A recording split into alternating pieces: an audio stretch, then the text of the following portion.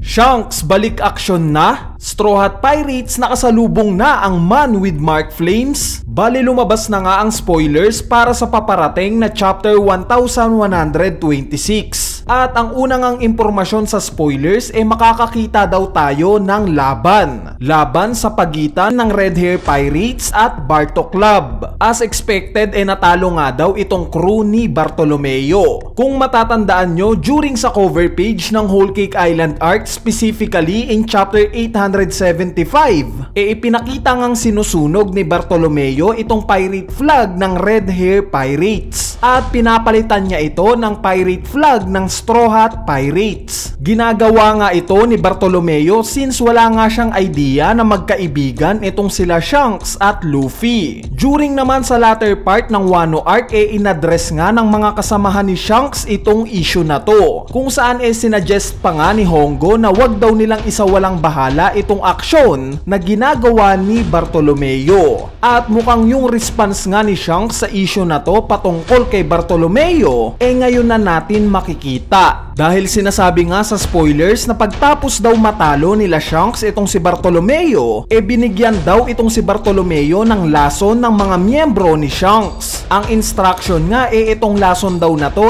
kayang patayin si Luffy in an instant. Sa loob nga daw ng isang buwan kailangan nila itong ipainom kay Luffy. So instead nga na umabot pa kay Luffy, sinasabi ngang ininom daw kaagad ni Bartolomeo itong lason na ibinigay sa kanya. Kung saan dito na nga ni-reveal ng Red Hair Pirates na hindi daw talaga lason yung binigay nila kay Bartolomeo. In fact, isang loyalty test lang daw itong ginawa nila. At nung oras nga daw na aalis na itong sila Bartolomeo, bigla daw silang inatake ni Yasop mula sa malayo. Binaril nga daw ni Yasop yung barko nila na nag-cause ng isang malaking explosion. Kung saan ipinakita daw na sumabog itong barko ng Bartok Club. So itong senaryo nga patungkol sa lason obvious naman na hindi ito gagawin ni Bartolomeo kay Luffy. Since kilala nga natin si Bartolomeo. Number 1 fan nga siya ni Luffy at ng buong Straw Hat Pirates. In fact handa pa nga niyang isakripisyo yung sarili niyang buhay para lang kay Luffy. Kaya naman malabo ngang tatraidorin niya si Luffy. Itong move naman na ginawa ni Shanks as loyalty test kay Bartolomeo, dito natin makikita yung pake ni Shanks sa mga taong nakapalibot kay Luffy. Though hindi nga niya bulgarang sinasabi, ramdam nga natin na mahalaga para sa kanya si Luffy. At syempre itong move na to sinisigurado lang niya na pagdating sa dulo mananatiling loyal pa rin kay Luffy yung mga kinikilala niyang mga alyansa niya. Pero ang tanong nga dito bakit pa pinasabog ni Yasop yung barko ni Bartolomeo? Bakit niya pa to ginawa kung confirm naman na loyal itong si Bartolomeo kay Luffy? Bali ang sagot nga dito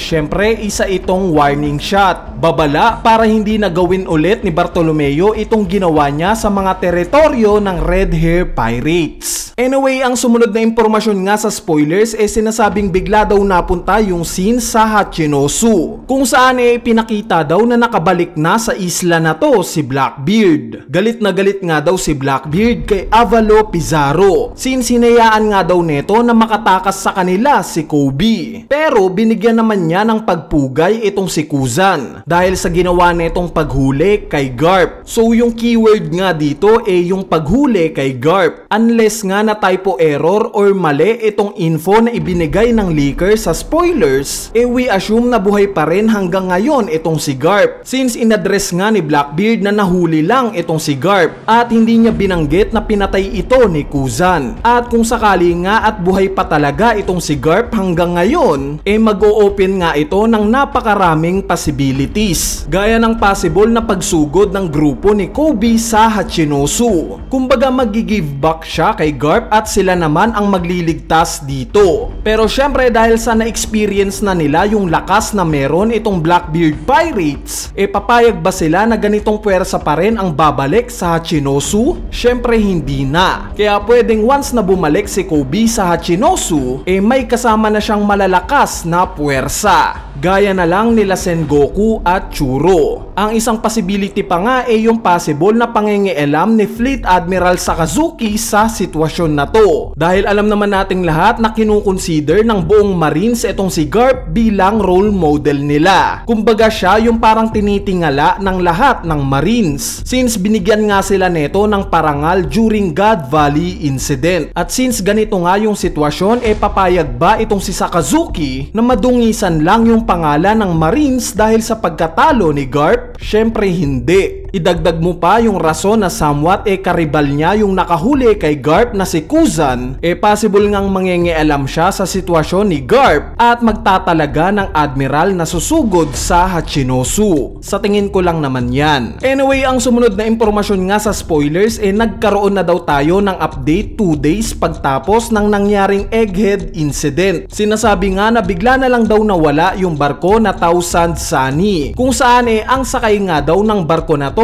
sila Luffy, Sanji, Nami, Zoro, Chopper at Usopp. Yung natitirang Straw Hat members nga daw still nandito pa rin sa barko ng mga Giants, kung saan kasama naman daw nila sila Lilith at Bonnie. Ipinakita nga daw na nagulat itong grupo nila Bonnie, at sa huling panel nga daw ng parating na chapter 1126 ipapakita daw itong si Nami na bigla na lang daw nagising sa isang kwarto.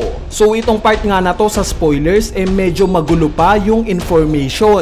Pero kung sakali man at yung ibig sabihin nga ng pagkawala ng ibang Straw Hat members literal na nawala itong Thousand Sunny sa tabi ng barko ng mga Giants, isa nga lang ang pwede nating ituro na may salarin dito. Ito nga yung Man with Mark Flames, since binibuild nga siya sa mga recent chapters. Plus base nga sa description niya yung barko daw na ginagamit niya nagpuproduce ng mga cyclone na similar sa nakita natin sa Wano. Kaya naman kung may makakagawa nga ng pagkawala ng Thousand Sunny, ay assume na dahil ito sa Man with Mark Flames. Possible nga na itong kwarto kung saan nagising itong si Nami, ito na pala mismo yung barko netong misteryosong karakter na to. Diba? So overall nga isang solid na chapter itong paparating. At dahil nga sa mag-uumpisa na ang Elbaf arc, nag-umpisa na nga ring magbigay ng update si Oda patungkol sa iba't ibang karakter na related sa final saga. Kung trip nyo ngang malaman kung sino-sinong karakter pa ang mga possible na bibigyan ng update ni Oda sa mga susunod na chapters bago itong parating na Elbaf arc, may dedicated video na nga tayong ginawa patungkol dito. Ilalagay ko na nga lang yung link ng video na to sa comment section sa ibaba. Anyway, ayan na nga yung spoiler video natin para sa paparating na chapter 1126. At sana na-enjoy nyo. So yun lang,